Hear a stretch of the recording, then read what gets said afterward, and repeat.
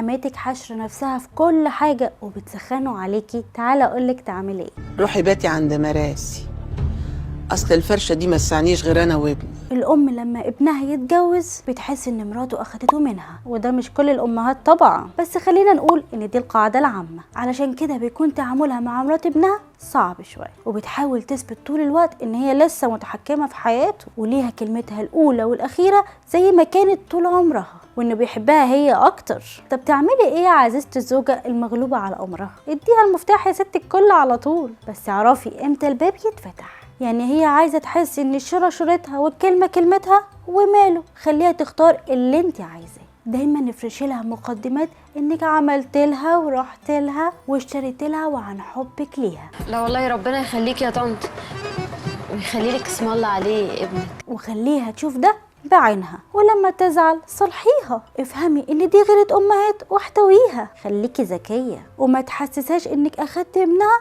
منها، وحسسيها انها كسبت بنت زيادة. انا نرمين لطفي، وده بيتك ومطرحك.